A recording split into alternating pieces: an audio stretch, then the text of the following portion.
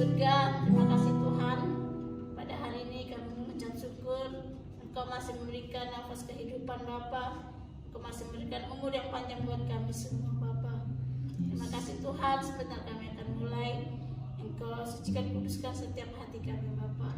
Terima kasih Yesus, terima kasih Roh Kudus. Dalam nama Tuhan Yesus, haleluya, amin. Amin. Shalom adik-adik, apa kabarnya? Dahsyat, luar biasa. Yes, yes, yes. Masya Allah. Hari ini kembali lagi dengan Cece Siska di sini. dengan Kak Kasih. Pemain gitarnya Koko Koko Erwin, hai. dan Halo.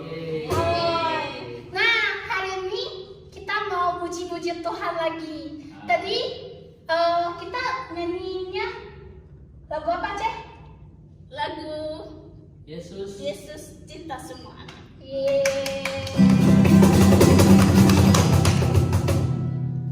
Ayo Kak, kita nyanyikan lagu.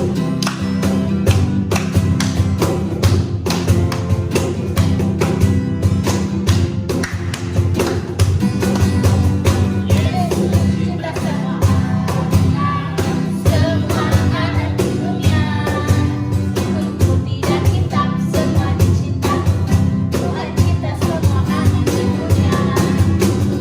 Tuhan cinta semua bangsa, semua bangsa di dunia. Mengikuti dan kitab semua dicinta. Tuhan cinta semua bangsa di dunia. Tuhan cinta semua anak di dunia. Mengikuti dan kitab semua dicinta. Tuhan cinta semua anak di dunia. Tuhan cinta semua bangsa, semua bangsa di dunia. Mengikuti dan kitab semua dicinta. Tuhan cinta semua bangsa di dunia. Tuhan cinta semua bangsa di dunia. Tuhan cinta semua di dunia. Wah, Kak Kasih, bener ya, Tuhan tuh cinta semua anak ya. Ya. Gak ngelihat kulit kita hitam atau putih. Semua bangsa juga Tuhan cintai. Jadi kita sebagai anak-anaknya Tuhan harus apa, Ceh? Kita harus mengucap syukur kepada Tuhan. Ya kita nyanyi lagu bersyukurlah kok.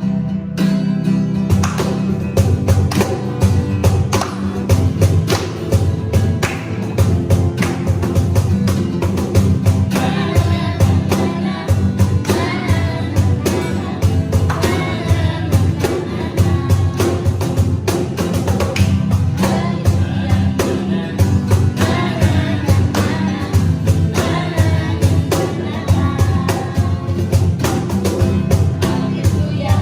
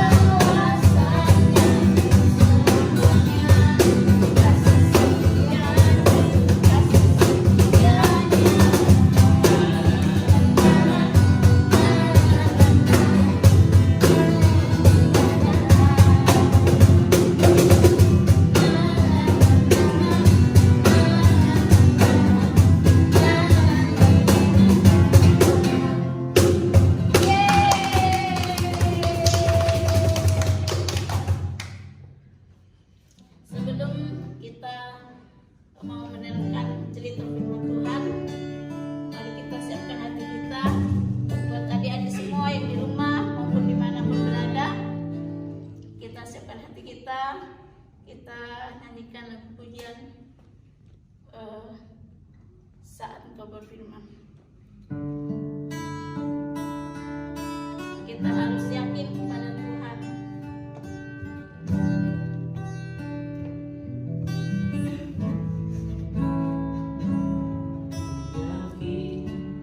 Saat Kau berfirman,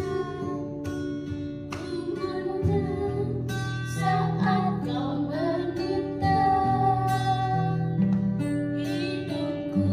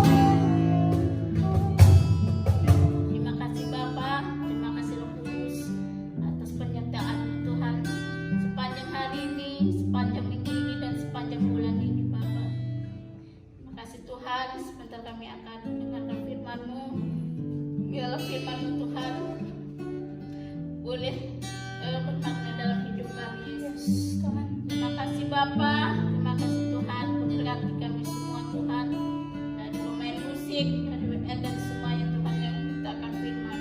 Terima kasih Yesus, dalam nama Tuhan Yesus. Haleluya. Amin.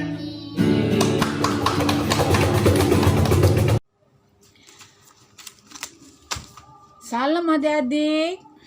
Apa kabar hari ini adik-adik? Dahsyat, luar biasa. Yes.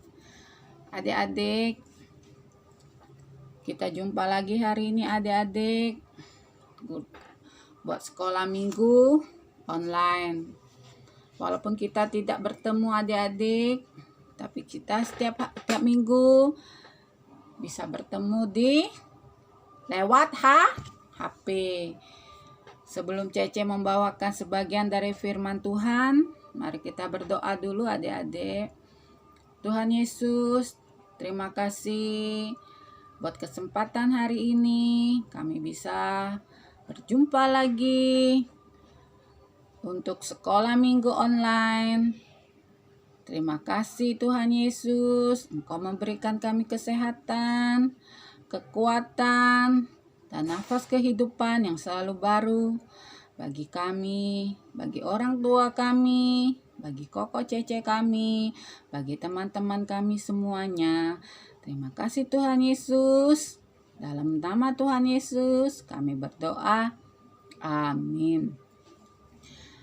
Adik-adik, di kesempatan kali ini Cece akan membawakan sebagian firman Tuhan yang berjudul Salomo membangun bait suci. Bait suci itu gereja adik-adik. Zaman dulu sebelum Salomo kerajaan Israel dipimpin oleh Raja Daud. Raja Daud ini ialah papanya Salomo, adik-adik. Karena Raja Daud sudah tua, maka digantikan oleh anaknya yaitu Salomo. Tuhan memerintahkan Raja Salomo untuk membangun bait suci. Ini bukan perkara yang mudah adik-adik. Membangun sebuah bait suci itu membutuhkan waktu, tenaga, dan pikiran. Salomo ingin membangun bait suci tersebut dengan kehendak Tuhan adik-adik. Salomo ingin membangun sebuah bait suci yang bagus, yang megah adik-adik, sesuai dengan kehendak Tuhan. Untuk semua itu, Salomo memilih para pekerja dan bahan-bahan bangunan. Salomo membutuhkan kayu, membutuhkan semuanya, peralatan, semen, batu, semuanya adik-adik. Nah, tapi Salomo membutuhkan kayu, tetapi tidak ada di Israel. Maka dia membutuhkan kayu yang terbagus dari pohon aras dan sanobar. Ini tidak tumbuh di Israel adik-adik, tapi adanya di kerajaan Tirus. Maka Raja Salomo meminta bantuan dari Raja Hiram adik-adik untuk mendapatkan kayu yang diperlukan. Di kerajaan Tirus yang jauh adik-adik, Raja Hiram memenuhi dan mau membantu Raja Salomo. Lalu Raja Salomo mengirim beberapa pekerja untuk membantu menebang pohon dan membawa kembali ke Yerusalem. Kayu itu sudah ditebang, dikapalkan melalui jalan laut, dan lalu selesai laut jalan darat, barulah sampai ke Yerusalem. Adik-adik, Salomo tahu semua tuh perlu tenaga, perlu waktu, dan perlu uang untuk membangun bait suci dengan baik. Allah memberi kita masing-masing kemampuan untuk mengerjakan bagiannya, adik-adik. Kadang-kadang kemampuan kita kelihatan tidak istimewa, tapi itu penting bagi Tuhan, adik-adik. Misalnya ketika kita mengerjakan sesuatu, misalnya kita ke gereja beribadah, kita sekolah minggu. Nah, pada waktu kita melihat sampah atau kita makan permen, nah, waktu masih belajar atau kita beribadah, kertas tersebut harus kita masukkan ke kantong. Jangan dibuang sembarangan, adik-adik, karena itu adalah rumah Tuhan. Kita harus menyenangkan hati Tuhan, adik-adik. Berperilaku baik. Apapun yang kita lakukan, apapun yang kita kerjakan, kita harus menyenangkan hati Tuhan. Lalu raja sudah selesai ditebang, Raja Hiram mengirimkan kayu-kayu tersebut ke tempat pembangunan bait suci tersebut. Adik-adik, Raja Salomo menyuruh banyak sekali pekerja bekerja. Semua ini memakai tangan, adik-adik. Bukan zaman sekarang ada mesin pemotong kayu, ada mesin pengaduk semen, ada pompa untuk menjedot air. Kalau zaman dulu semua dikerjakan dengan tangan, adik-adik. Membangun sebuah bait suci tersebut, nah, Raja Salomo membutuhkan 183.000 pekerja. Sungguh merupakan tenaga yang banyak. Akan tetapi adik-adik, Raja Salomo ingin mengerjakan yang terbaik bagi Tuhan, bagi kehendak Tuhan untuk membangun bait suci tersebut. Kemudian Raja Salomo juga mengumpulkan emas. Adik-adik lihat nggak? Emas, perak, tembaga, kain yang terbaik untuk pembangunan bait suci tersebut. Akhirnya adik-adik, bait suci tersebut telah selesai dibangun, adik-adik. Betapa megahnya, adik-adik. Panjang gedung 27 meter, lebar 9 meter, tinggi 13,5 meter. Bait suci tersebut tidak terlalu besar, tetapi sangat megah, berkilau, adik-adik. Semua dilapisi dengan emas, adik-adik. Semua yang ada di dalam bait suci tersebut dipilih yang terbaik, adik-adik. Emas, dilapisi tembaga, dan kayu-kayu tersebut diukir-ukir. Ukirannya sangat-sangat indah, adik-adik. Adik-adik bisa bayangkan, adik-adik, kalau kita berkunjung ke bait suci ini tersebut, pasti kita akan terperangah, adik-adik. Sungguh indah. Semua hampir seluruhnya diselimuti, adik-adik, dengan emas. Wah, adik-adik, sungguh indah ya. Jikalau bukan Tuhan membangun rumah, sia-sialah usaha orang yang membangunnya. Adik-adik, segala sesuatu kita harus mengandalkan Tuhan. Kita harus menyenangkan hati Tuhan. Maka semua dikerjakan dengan sempurna, adik-adik. Para imam meletakkan tabut perjanjian ke ruang Maha Kudus.